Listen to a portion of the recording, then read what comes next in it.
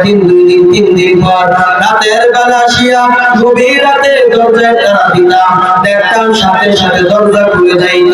আমি জিজ্ঞাসা করতাম, হে খাদিজা, আপনি কি ঘুমান না? ওই খাদিজা ডেকে বলে, ও মায়ের নবী আমার, আমি জানি আপনার মা নাই, আপনার বাবা নাই, আপনি মুহাম্মদ বলতে,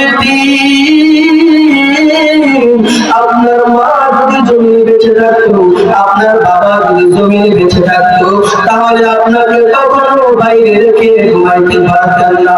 ওরে আয়েশা, ওই খাদিজা যার জন্য এত ত্যাগ স্বীকার করেছে, আমাকে ওই শিয়াবে আবু তালিবের 3টি বছর গৃহবন্দী করে রেখেছিল। আমি মুহাম্মদকে খানা দেই নাই, আমি মুহাম্মদকে পানি দেই নাই, আমি মুহাম্মদ পাই গাছের পাতা চিবাইয়া চিবাইয়া খেয়ে পেটের খিদা নিবারণ করেছি। আমি তাকাইয়া দেখতাম আমার বিবি খাদিজা ওই শিয়াবে আবু তালিবে গিয়া আমার সাথে পাতা চাবাইয়া চাবাইয়া খেয়ে পেটের খিদা নিবারণ করত। ওই খাদিজার কথা তখন আমার মনে পড়ে যায়।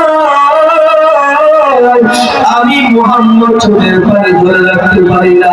ওরে আয়েশা, 2 নাম্বার, যখন হাসরের দিনের ভয়, হাসরের দিনের কথা তখন আমার মনে পড়ে যায়। ওই দিন এত ভয়ঙ্কর হবে, ওই দিন নারী পুরুষ সব উলঙ্গ দৌড়াবে।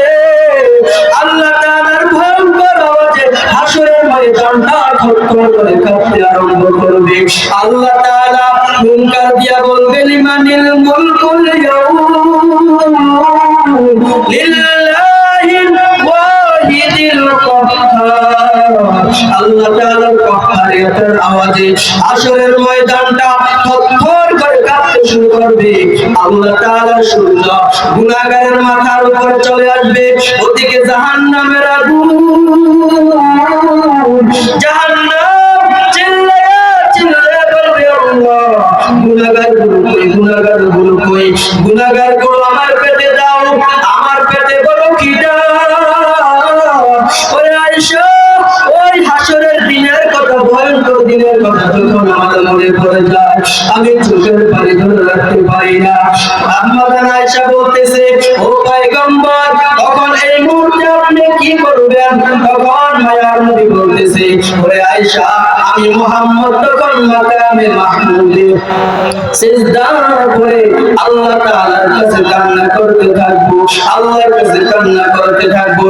আমার নবী সিজদায় পড়ে করবে, কাঁদবে, আল্লাহ, আমার একটা উম্মত যদি জাহান্নামে যায়, আমি নবী তোমার জান্নাতে যাব না। আল্লাহ তাআলা তখন বলতেছে, ও মায়ার নবী আমার,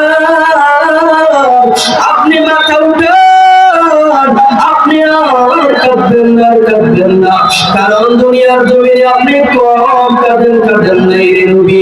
ও নবী, আপনি মা হারায়া, আপনি বাবা হারায়া ইতিম, আপনি দুনিয়ার জমিনে কত পরিমাণ কান্না করেছেন। ওই তায়েফের ময়দানে বেঈমানেরা আপনাকে পাথর নিক্ষেপ করে আপনাকে কাঁদাইছে। ও পয়গম্বর, আজকে এখানে আপনি কাঁদবেন না, কাঁদবেন না, মাথাটা উঠান, আপনার উম্মতগুলোকে বেঁচে বেঁচে আপনি জান্নাতে নিয়ে যান। ওদিকে জাহান্নামের আগুন এত ভয়ঙ্কর আকৃতি নিয়ে সামনে আগাবে। এমন অবস্থা দেখিয়া, এমন অবস্থা দেখিয়া আল্লাহ তাআলা ফেরেশতাদেরকে অর্ডার করবে, ও ফেরেশতারা, এই জাহান্নামের গায়ে শিকল লাগাইয়া জাহান্নামকে পিছনে নিয়ে যাও।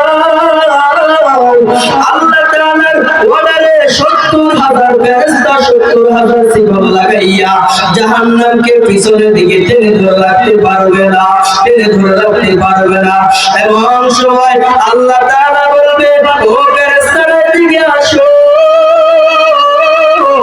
একটু পানি নাও, আর জাহান্নামের গায়ে পানিটা ছিটিয়ে দাও, ছিটিয়ে দাও।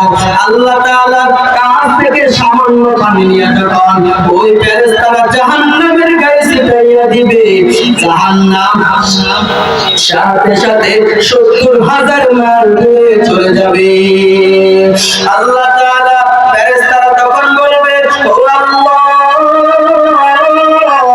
আমরা 70,000 ফেরেশতা 70,000 শিকল লাগাইয়া এই জাহান্নামকে ধরে রাখতে পারলাম না।